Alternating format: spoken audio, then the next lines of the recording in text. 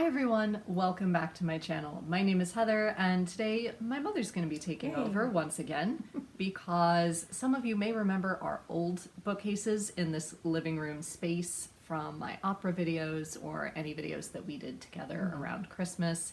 And you might notice that these behind me are a little bit different. Yes. So tell us about the new bookcases. I'm so excited, I can't stand it. The bookcases that we had in this room were temporary for about 40 years.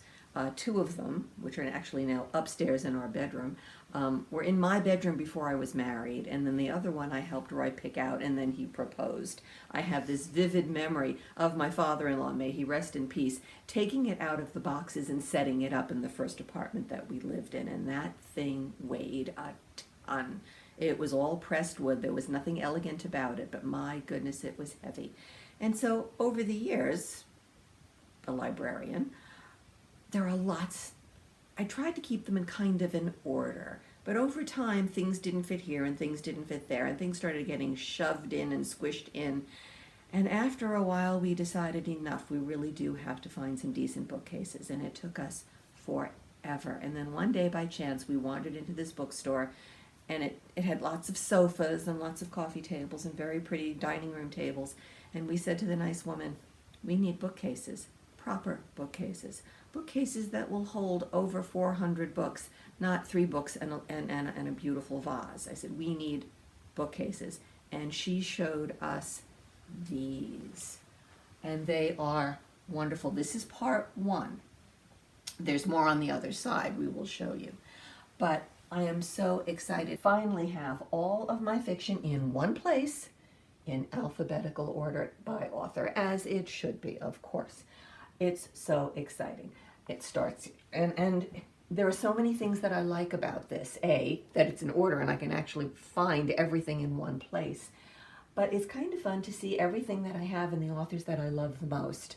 I have that many Dickenses, which I love Dickens, and I have, my favorite Margaret Georges and all of my Jan Karen books.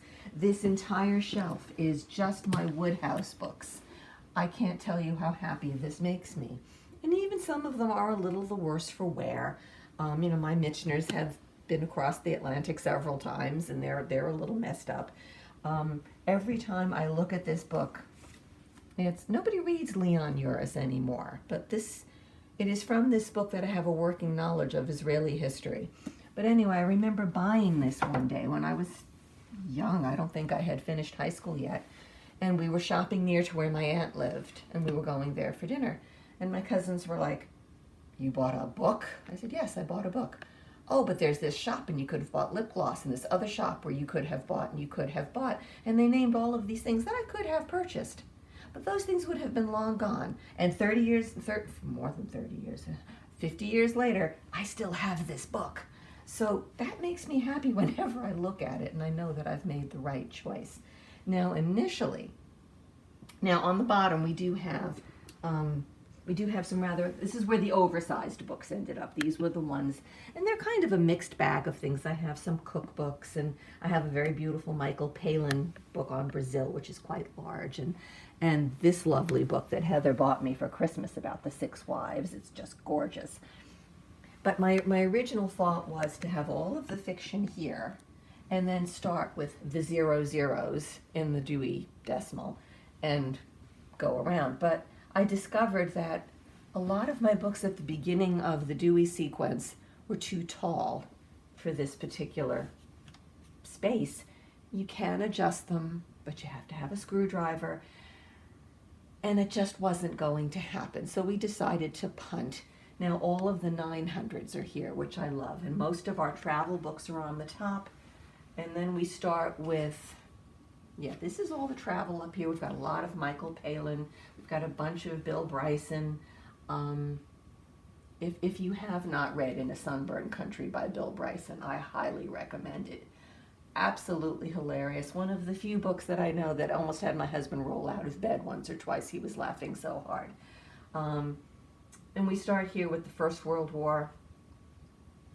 This is a set that my cousin's wife gave me. It was my cousin's, and he passed far too young. And she said, I know you'd want these. It's all of the Churchill books. and they're beautiful. And this becomes British history. It just sorts of marches on. And what I love too is finally all of my Tudor books are in one place, which is fantastic. I keep thinking I'm going to fine tune them a little bit more, but right now this is the way they are. And then if you take a close look, you will notice that this is primarily British history, British. And then we get down here, and then we get to Peter Mayle, who I love. And then we have a few books on German history. This represents American history, this Hansworth. I did say that we were very definitely confirmed Anglophiles, but these are some of my very favorite books. Now, over here, this is where we had to punt. This is the beginning of the Dewey System. I've got a book all about the Library of Fragile History, which is absolutely fascinating. And then we move along. I did not realize, I knew I had a lot of cookbooks, but this is truly remarkable. The cookbooks start here, and they continue all the way down to the next shelf. It is amazing. I don't know what to think about this. I do have more American cookbooks than I do anything else, which makes perfect sense when you consider this is where we live. But I have far more British cookbooks than I do Italian cookbooks. And Italian, you know, that is my heritage. My mother was Italian. I grew up cooking Italian food. You are what your mother cooks for you, and I think of myself as Italian first.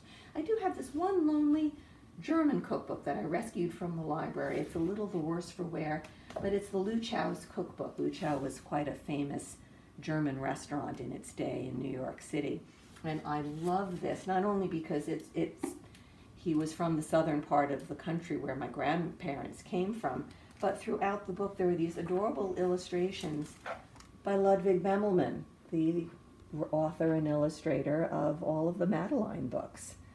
And that just makes this book a little extra special, and I like it for that. We do have a lot of, the other reason we chose this is because we did want the stereo to remain. So we have got the stereo and then its other two components on the shelf below. So that was really quite a lovely thing.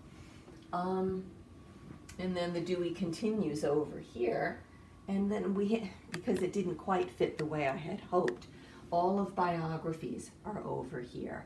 And this gives me such joy to have all my biographies alphabetically on the shelf according to who they're about. And not only is that wonderful and soothing, but it just kind of makes me chuckle where some people ended up. I've got two biographies of Billy Connolly, and who's on either side but Thomas Cromwell and Winston Churchill. That just makes me chuckle. I've got all my Henrys in a row, which makes me very happy. Henry V, Henry VI, Henry VII, and Henry VIII. I think that's really quite fabulous. I'm really enjoying that aspect of it. There's a little room, there's a bit of wiggle room at the end of each of the shelves, which I like very much. This also is going to take some of the overflow. This will be a lot prettier once I put some flowers in it, but I needed something to sit here. But we have more room here, which I really love. Here, I'm going to go down now. Here we've got some very large travel books indeed. My husband likes a good atlas, and so we have his 3 big atlases here.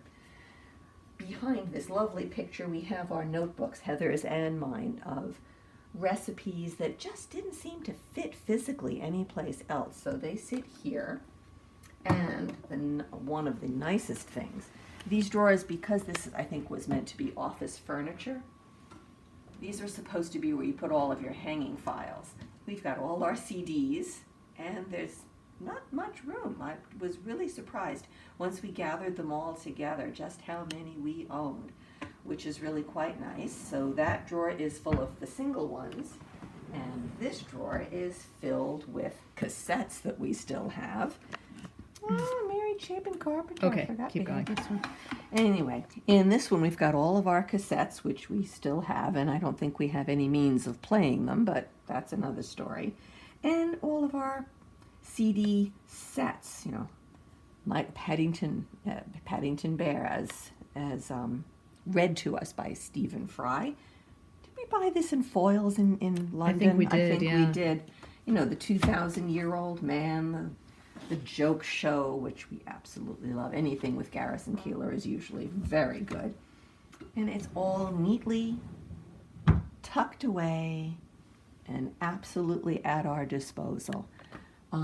It was a number of days until we finally got this all sorted out.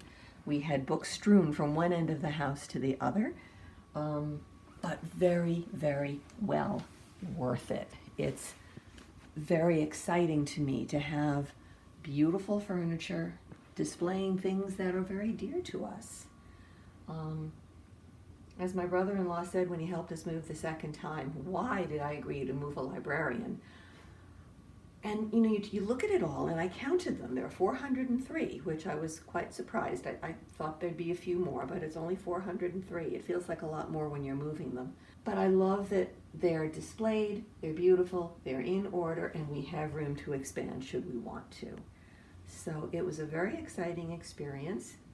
It's giving me endless pleasure looking at them, realizing that maybe there's one or two that I haven't read and that I still have more things to look forward to and enjoy. Yeah, and that's what's been keeping us busy these last couple of weeks. And it's the finishing touch in a room that we use. My mother had a showplace living room, and you didn't go in there unless there was company. We like to live in our living room. We like the sofas, we like the chairs, and it's nice to be surrounded by the beautiful books. We do have to do a few more things. As I said, I want to put some silk flowers in this to give it a bit more color. And now that we actually have some wall space, I want to put the artwork needs to go there, and maybe some artwork needs to go over there. I don't know. We're living with it for the moment and trying to decide what else we want to sort of embellish it and make it look a little more homey. But this is it. This is a librarian's dream. Beautiful bookcases and everything in the order in which they're supposed to be in. It makes me very happy. Excellent. Well, thank you for the tour. I'm now going to put in some before and after footage so you all online can get a closer look at all of the books as well as the process to get us here. That was something. Yes, and possibly give you some future video ideas if you want to see us talk about a particular book or a particular set of books. Let us know in the comments. Absolutely.